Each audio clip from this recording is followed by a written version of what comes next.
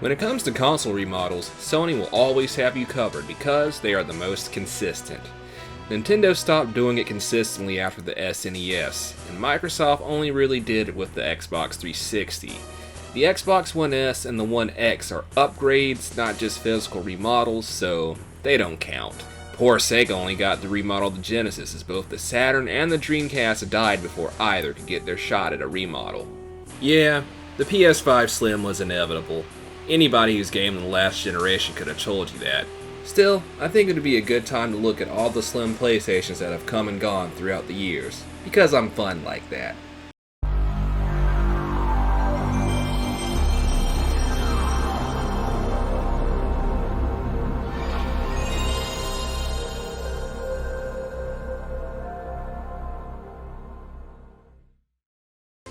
The original PlayStation gave way to the slimmer model generally called the Pasone. It just rolls right off the tongue, just like X-Bone. All joking aside, this was a nice compact update to the original model. Beyond the size differences, the power and the reset button have fused together, giving you one less button to worry about. It's still a top-loading console compatible with just about every PlayStation accessory out on the market at the time, except for the link cables and the cheat devices. I guess to make up for it, they eventually released the LCD screen attachment to the PS1. You could get it separately or in a bundle. It is less portable than a Sega Nomad, but the PS1 had the benefit of being able to be run as a regular console too, so there's that. But, is it better than the basic model?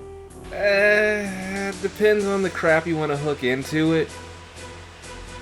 My family owned one of the original models of the PlayStation, but I've also played games on the Slim model. I didn't notice any real difference just playing the games, but I didn't have any crazy accessories hooked up to it either, so...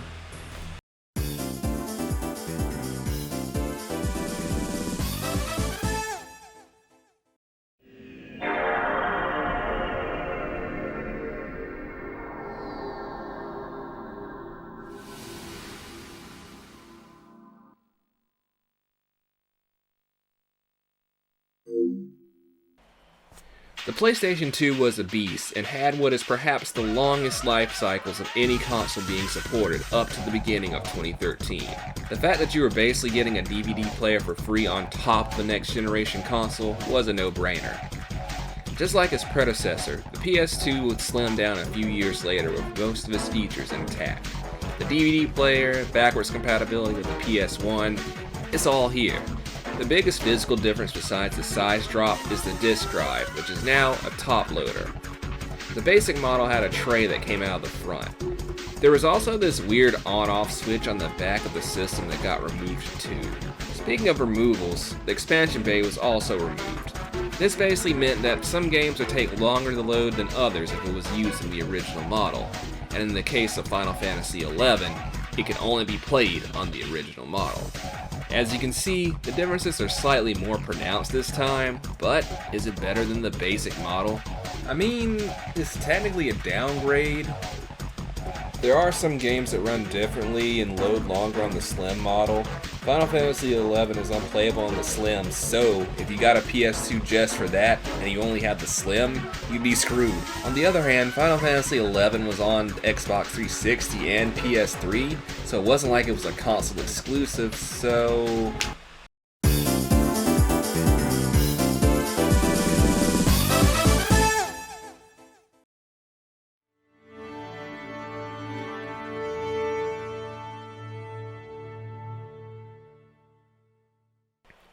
Oh boy, do I have a story for you. Arrogant after two highly successful console generations, Sony decides to put out the PS3 for the ridiculous amount of $599 US, which is a fucking absurd amount of money even today.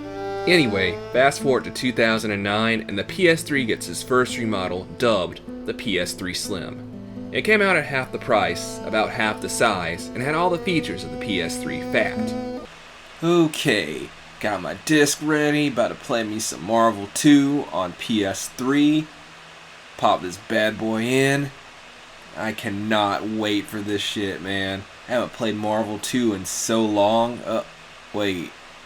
The fuck? Alright, So the Slim isn't backwards compatible with the PS2 anymore. Fan-fucking-tastic. To be fair, the Fat dropped the ball here too, as later models either had the PS2 backwards compatibility via emulation or removed outright. And in the case of the emulation itself, it's far from perfect, because it's relying on the PS3's obtuse-ass cell processor, which means most games won't play as they should. PS1 games play fine across all models though, so there's that at least. The PS3 Slim would get one more update a few years later, called the PS3 Super Slim. Yeah, it looks like shit. So we're back with the top loaders this time, with a sliding door on top of the system and an even smaller case. Same features and specs of the Slim, but its biggest sin other than how cheap it looks is the price point. This thing was released for around $270, but the Slim was still on the market at the time for about $250. The Super Slim had more gigs built into it, sure, but is that alone worth getting over the Slim or the Fat? Ugh. Okay, the Slims are more reliable, but you lose out on the backwards compatibility. The Super Slim was too damn high, and wasn't worth if you had a Slim or a Fat already. I could see it being useful if you were coming to the PS3 era late and you didn't want to buy a used one, but...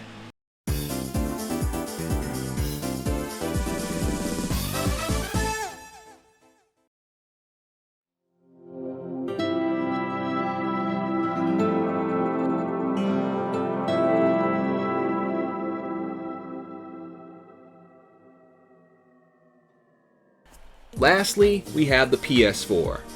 After the clusterfuck that was the PS3, Sony kept it simple and only had one console remodel this time. The Pro doesn't count because that was an upgrade like the One X. Anyway, this is truly the same console, just smaller. It loses an optical audio port, but the other aux port remains, so if you must use a soundbar, you still can. The power and eject buttons are easier to see on the Slim, and its sharp edges have been rounded out. Other than that, there isn't any major difference between the Slim and the regular PS4. But is it better than the original model?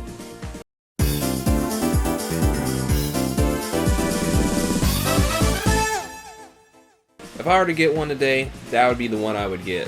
Hell, some retailers are still selling in-store brand new as of this recording. Of course, if you still want to get the original model, you can still get it online through resellers and secondhand markets. Anyway guys, that's the video. It seems like Sony learned their lesson from the PS3, as the PS4 and the PS5 Slim models seem to have parity between their larger siblings. Now if they can just release a DualSense with better battery life, I would be in heaven. Seriously, nothing sucks worse than being in the middle of a game session and then having your controller die.